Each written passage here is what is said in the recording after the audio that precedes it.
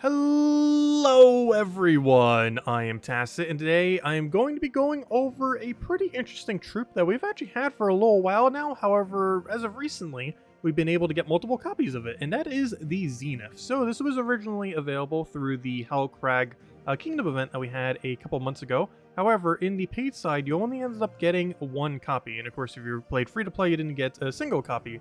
And if you wanted to get two copies at the time, it would have cost $58, which pretty much no one ended up doing, of course.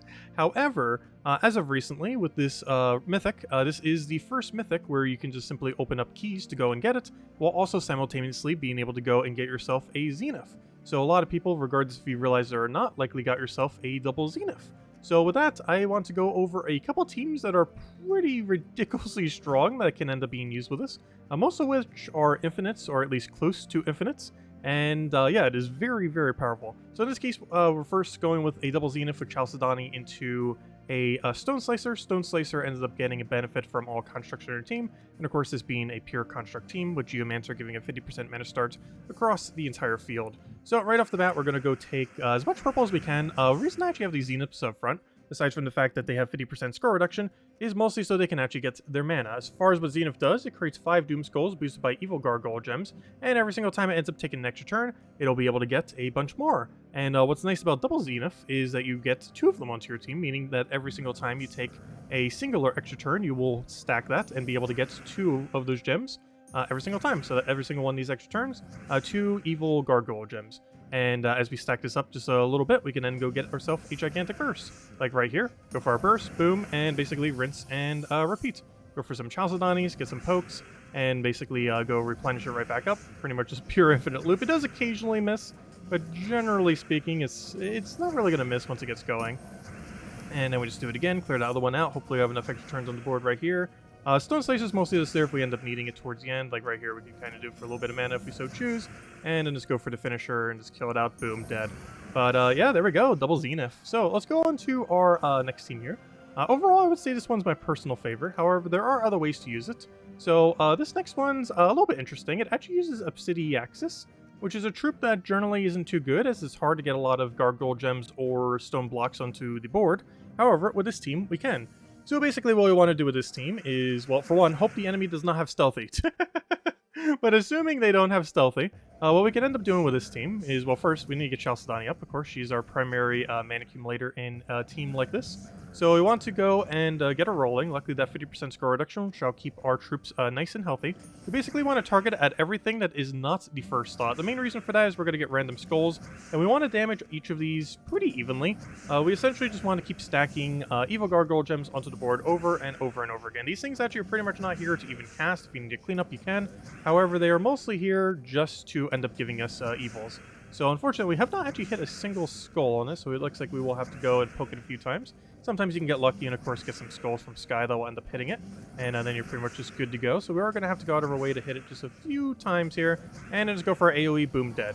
And yeah, this is setup. Just get them all slightly poked into the AoE range of the Obsidiaxis. He gains a gigantic boost ratio from all the evil or gargoyle gems on the board, and then you click the kill button once you have enough damage. Next, we have ourselves a Xenith purple team. While I probably would not necessarily use this as a purple Guild War team, it is definitely something that could kind of be incorporated into one, especially as more options, particularly for constructs, come into the game. So with this, we're mostly looking to use Stone Slicer as our main way for going and getting things rolling.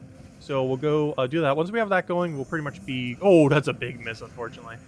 Good to go. However, it does look like we're going to have to depend on our last slot a little bit more here.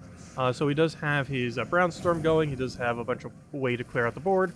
And we're basically doing that between Stone Slicer, getting our mana, getting, of course, our Evil Gargoyle Gems that are our main bread and butter of the team. And with 4, that should still be enough. And we'll just go for that. Go for a little bit of a board clear, as I don't really like our odds right there. Go for a bit of a Stone Slicer. I'm actually going to hit his last slot. And we could try going for this. We're unfortunately not getting as much extra turns as we'd really want in this particular situation. Because we need those, of course, for the Evil Gargoyle Gems to connect. It makes it so we'll end up creating more of them, as well as a higher chance that we'll actually land the extra turn. Which is, of course, very important, especially in a Guild War fight. So right now, we're getting such a small amount. I kind of just want to poke him with a skull here. And you know what? Let's go for Stone Slicer on that one. So if we have a follow-up to kill, we can, and we just kill him out. Probably should have went for that extra turn first, actually, just to have the slightly higher chance, but we'll do it again. And boom, it's dead. But yeah, that is double Xenith. I guess since we have one more battle here, we'll go and do one more again. And we'll go with, honestly, let me do these other two once more. So these two, the first two are definitely more so my favorite as far as what you can end up doing with them.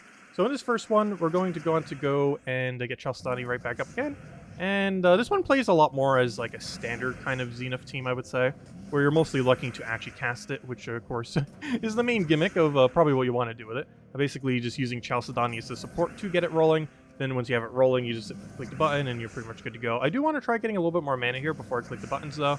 The main reason for that is a little bit hard to get its mana. It's one of the reasons why we have them all the way up front, just to make sure to ensure that they do end up getting their mana there. It's a little bit annoying when they don't. I'm actually going to go for this one since he does have a really high score reduction, just to kind of get him out of the way. Go for a gigantic hit. Hopefully get enough mana from that. We are a little bit short, so we will go for that. And then just go for one more cast and hopefully land. Unfortunately, not enough damage there, but hey, Chalcedony, go poke it once, and I'll be good to go.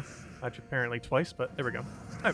And now let's just do the other AoE one. Also, I didn't really show its boost ratio. I kind of just knew what it was. However, the boost ratio for the AoE build is a 3. So for every single one of them, you do 3 additional damage. The easiest way to keep track of this is to actually click on its ability. You can kind of eyeball it like we did on the very first fight to kind of know about where you are, which is what we did initially for the other one. However, it tells you how much you're doing. Like right now it's telling us we're doing 15 additional damage. So you can simply take that number, add it to whatever his base damage is, and that's how much you'll be doing to all of the enemies here. So we'll go poke down. Also, yeah, we don't want to be targeting the first one initially. We kind of want to target on everything else in case we get lucky on skulls. The first battle we didn't. However, of course, not every battle is going to be unlucky, so you're generally going to get some amount of skull pressure on the first slot, realistically, from cycling this board this much. Though once again, it looks like we shan't, which is a little bit unfortunate, but it happens sometimes. Not getting lucky on a single skull here. Obviously, that. Oh, there we go. Finally. So see, that's what the skull is talking about. So we don't need it. Right here, we can end up seeing that we actually need slightly more damage. Hold up. Okay, fine. We'll go. I guess we got the damage done a little bit quicker this time. So fine. We'll go for one more cycle on each of them just to 100% ensure we have way more than enough damage. And of course, right now we have 117 damage. So we know for sure we have way more than enough. Kill them all out, and then boom, there we go.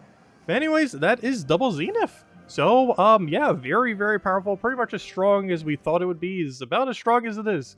As far as how often you may use it, it might not actually get used that often. Despite it being a decently strong team, I do feel like there are stuff that already win quicker in Explore 12, at least more consistently, like Zugov build and stuff like that. So for the most part, it's just a really gimmicky team to kind of mess around with. It does have an infinite loop, or at least like a pseudo-infinite. It's not as infinite as like a true Farce Troll Truffle Greenstorm kind of infinite. However, it is realistically as infinite as it needs to be to generally win out a fight, assuming you're not frozen, as of course all those teams have pretty much no counter to freeze, unless you happen to run like Orpheus or something, but then you're not running other useful metals. Anyways guys, all the teams are in the description below if you want to go and copy paste any of them. Thank you all so much for watching, and have a wonderful rest of your weekend. Goodbye everyone.